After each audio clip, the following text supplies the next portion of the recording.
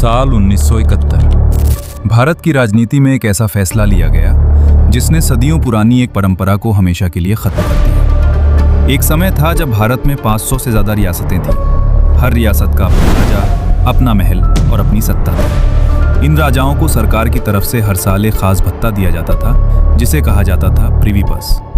लेकिन फिर सत्ता में आई एक ऐसी नेता जिनका फैसला पूरे इतिहास को बदलने वाला था, इंदिरा गांधी। एक ऐतिहासिक निर्णय और उसी के साथ खत्म हो गई भारत की राजशाही की आखिरी पहचान। महलों की रोशनी धीरे धीरे बुझने लगी और राजा सिर्फ इतिहास की किताबों में रह गए। लेकिन सवाल आज भी वही है, क्या सच में 1971 में भारत के राजाओं का अंत हो गया था? या इस कहानी के पीछे छुपा है एक ऐसा सच जिसे इतिहास ने कभी पूरी तरह नहीं बताया? आज से लगभग 100 साल पहले भारत का नक्शा आज जैसा नहीं था। उस समय पूरा देश एकजुट नहीं था, बल्कि सैकड़ों छोटी बड़ी रियासतों में बटा हुआ था। हर रियासत का अपना राजा होता था, अपना महल होता था और अपनी सत्ता होती थी। ये राजा अपने क्षेत्रों में लगभग सम्राट की तरह शासन करते थे। उनके पास अपनी सेना होती थी, अपने कानून होते थे और अपने निर्णय लेने की पूरी आजादी होती थी। कुछ रियासतें इतनी समृद्ध थीं कि उनके महलों में सोने चांदी की सजावट, भव्य दरबार और अनगिनत नौकर चाकर होते थे। हैदराबाद, जयपुर, ग्वालियर और बड़ौदा जैसी रियासतें उस समय शक्ति और वैभव का प्रतीक मानी जाती थीं।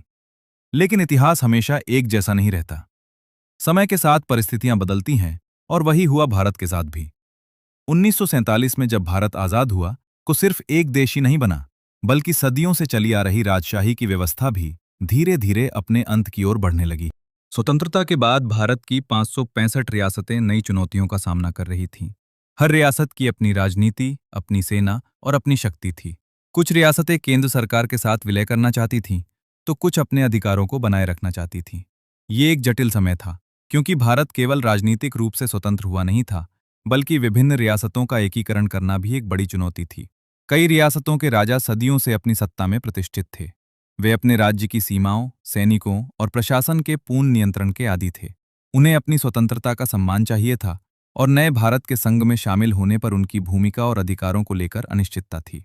ऐसे समय में भारत के सामने सबसे बड़ा सवाल ये था कि कैसे ये सुनिश्चित किया जाए कि रियासतें बिना बड़े संघर्ष के भारतीय संघ में शामिल हो जाएं। सरदार वल्लभ भाई पटेल ने इस चुनौती को अपने कंधों पर लिया। उन्होंने समझा कि राजनीतिक संवाद, कूटनीति और कभी-कभी दबाव का संयोजन ही इस समस्या का समाधान हो सकता है। उन्होंने प्रत्येक रियासत के राजा से व्यक्तिगत बातचीत की, उनके डर, अपेक्षाएं और स्वाभिमान समझा। पटेल ने ये स्पष्ट कर दिया कि एकीकरण भारत की मजबूती के लिए जरूरी है और बिना एकीकृत भारत कमजोर और अस्थिर रहेगा। कुछ रियासतें जल्दी ही केंद्र सरकार के प्रस्ताव से सहमत हो गईं। वे जानती थीं कि नए भारत में शामिल होने से उनकी सुरक्षा और जनता की भलाई सुनिश्चित होगी।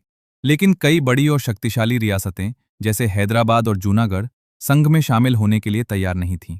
वे अपने राजनीतिक अधिकारों और प्रिवी पर्स, विशेष भत्ते को बनाए रखना चाहते थे। इसके चलते भारत सरकार को एक रणनीतिक योजना बनानी पड़ी। पटेल और उनकी टीम ने कई रियासतों में कूटनीतिक दबाव डाला, समझौतों की पेशकश की और जरूरत पड़ने पर सेना का इस्तेमाल करके रियासतों को भारत के संघ में शामिल किया। ये प्रक्रिया न केवल राजनीतिक थी, बल्कि सांस्कृतिक और सामाजिक रूप से भी संवेदनशील थी। राजा और उनकी रियासतें लंबे समय से स्थानीय संस्कृति और रीति रिवाजों की रक्षा कर रही थीं, इसलिए हर निर्णय को सावधानी से लिया गया। इस दौरान महलों और दरबारों की भव्यता धीरे धीरे कम होने लगी। कई रियासतों के राजा अब केवल प्रतीकात्मक शक्ति रखने लगे। उनके सैनिक और नौकर धीरे धीरे सामान्य जीवन में शामिल होने लगे। महलों की रोशनी धीरे धीरे बुझ गई और राजा इतिहास की किताबों में रह गए। ये बदलाव केवल सत्ता का नहीं, बल्कि समाज और संस्कृति का भी था। भारत के एकीकरण की इस प्रक्रिया में कई महत्वपूर्ण घटनाएं हुईं। हैदराबाद को भारतीय संघ में शामिल करने के लिए सेना का इस्तेमाल किया गया। जूनागढ़ और अन्य रियासतों ने भी धीरे धीरे संघ में विलय स्वीकार कर लिया। पटेल की दूरदर्शिता और रणनीति ने यह सुनिश्चित किया कि भारत एक एकीकृत राष्ट्र के रूप में उभरे। इस जटिल समय में राजनीतिक समझदारी, संवाद और कभी-कभी निर्णायक कदम ही भारत के नए स्वरूप को आकार दे सके। सरदार पटेल के प्रयासों ने यह सुनिश्चित किया कि देश के लोग एक साझा पहचान और साझा सुरक्षा के साथ नए भारत में प्रवेश करें। इस तरह स्वतंत्रता के बाद भारत ने केवल राजनीतिक स्वतंत्रता ही नहीं पाई, बल्कि रियासतों के एकीकरण और राजशाही के अंत के माध्यम से एक नए सामाजिक और राजनीतिक ढांचे का निर्माण किया। ये कहानी केवल इतिहास की नहीं है, बल्कि उन चुनौतियों और निर्णयों की है जिन्होंने आधुनिक भारत को आकार दिया। साल 1971 भारतीय इतिहास का वह समय था जब देश राजनीतिक, सामाजिक और आर्थिक रूप से एक बड़े मोड़ पर खड़ा था। स्वतंत्रता के 20 साल बाद भी भारत को कई चुनौतियों का सामना करना पड़ रहा था। देश की राजनीतिक एकता तो बनी थी, लेकिन रियासतों की विरासत, उनकी सांस्कृतिक ताकत और राजनीतिक महत्व अब भी जीवित था। उन रियासतों के राजा जिन्होंने सदियों तक सत्ता और वैभव का अनुभव किया था, अब नए भारत में अपनी भूमिका को लेकर चिंतित थे। इसी समय सत्ता में थी इंदिरा गांधी, जो भारतीय राजनीति की सबसे ताकतवर महिला नेता बन चुकी थी। उनका दृष्टिकोण स्पष्ट था, भारत को मजबूत, एकजुट और आधुनिक राष्ट्र बनाना होगा। लेकिन इसका मतलब केवल सरकार चलाना नहीं था।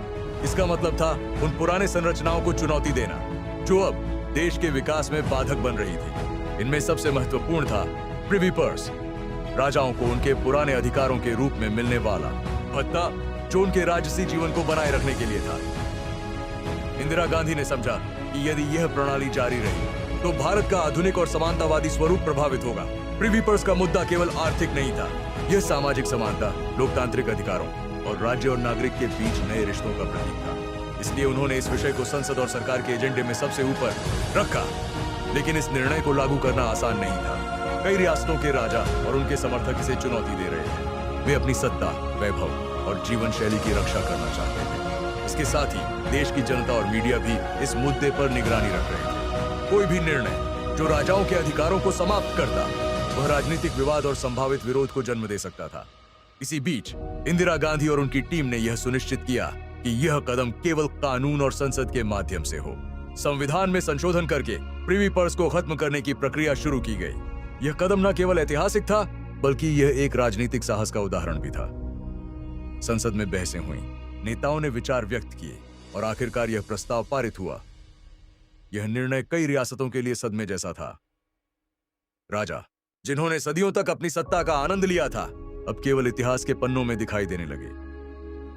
महल धीरे धीरे खाली होने लगे, उनके दरबार अब केवल यादों में रहे और उनके सैनिक और नौकर अपने सामान्य जीवन में विलीन हो गए। लेकिन यह परिवर्तन केवल बाहरी नहीं था, यह समाज और संस्कृति पर भी गहरा प्रभाव डाल रहा था।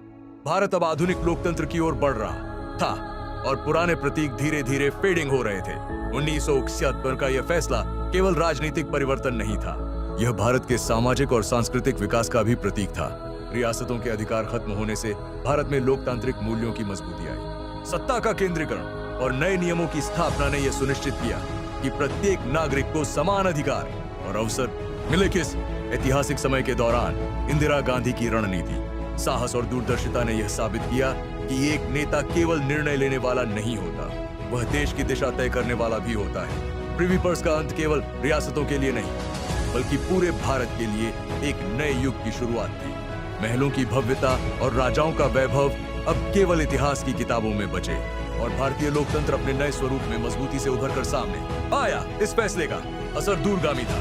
रियासतों के राजा अब केवल सांस्कृतिक संरक्षक बने, उनके महल पर्यटन और इतिहास का हिस्सा बन गए और नए भारत में लोकतंत्र की नींव मजबूत हुई। इस तरह 1971 का साल भारत के लिए सिर्फ एक राजनीतिक मोड़ नहीं, बल्कि राजाओं के अंतिम युग का अंत और आधुनिक भारत की शुरुआत साबित हुआ। इस ऐतिहासिक बदलाव के साथ ही ये सवाल आज भी विद्यमान है, क्या यह बदलाव देश के लिए सही था और क्या इस निर्णय के पीछे कोई और रहस्य छुपा हुआ था?